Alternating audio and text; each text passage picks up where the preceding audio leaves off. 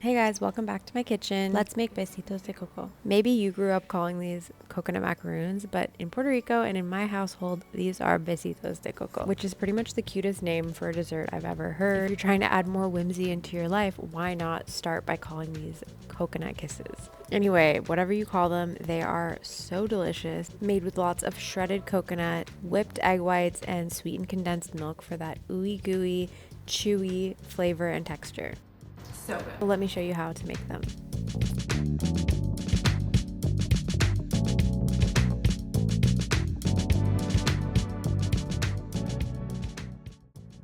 So we're starting in the base of our food processor with about 5 cups of shredded coconut.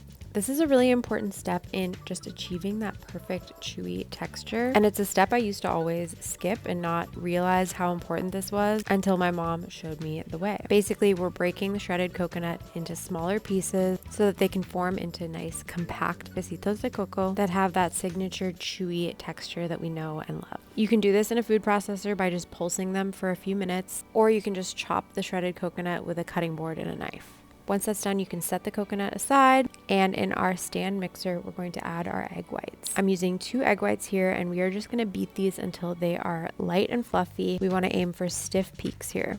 If you don't have a stand mixer, you can do this using a hand mixer and a bowl, or if you're feeling brave and strong, you can use a whisk, but just know it's going to take like twice or 3 times as long. Whatever method you use, patience is key here because this just does take a while for those stiff peaks to form. But once we've achieved that, we can go ahead and move our bowl away from our stand mixer. We are done with it at this point. I've tested this recipe several times, and it took me a few tries to realize that you don't have to be delicate with the egg whites. Like, I used to think that you needed to fold them in at the very end to kind of preserve that texture, but it's not the case. We can just add everything into our bowl with the egg whites at the base. So I'm going in with my can of sweetened condensed milk, my salt, vanilla extract, almond extract, and then that shredded coconut from earlier. And then we are folding everything together with a spatula until evenly combined. Again, you don't have to be super delicate here, but we do just want to fold in gently just until the sweetened condensed milk and the coconut and the egg whites are all evenly combined.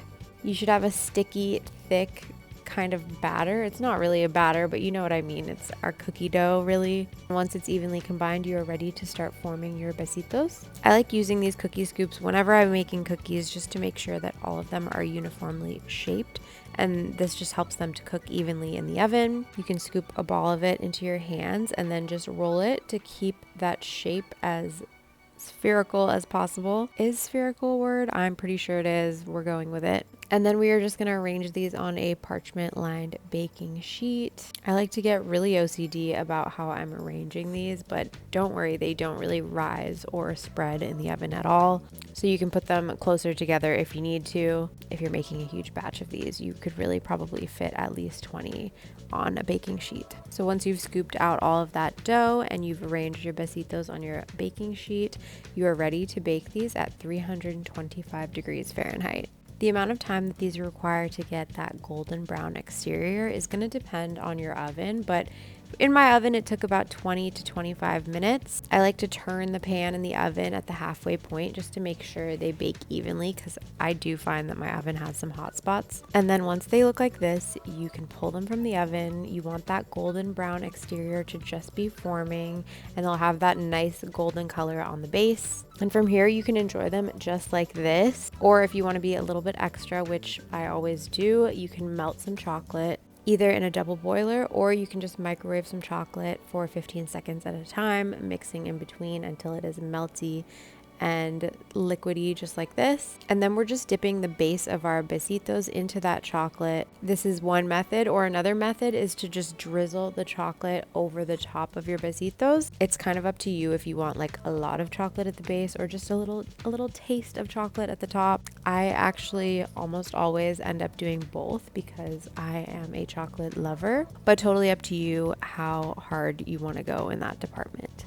And then from there, you do want to let these set so that the chocolate can just firm up. If I'm in a rush and I want to have these as soon as possible, I'll pop them in the freezer just so that it hardens quicker. And then you are ready to enjoy these. I highly recommend serving them alongside a cup of café con leche or with a cup of tea. These are just such a fun dessert to make and share. Please let me know if you give these a try in the comments below, and I will see you next time. Buen provecho!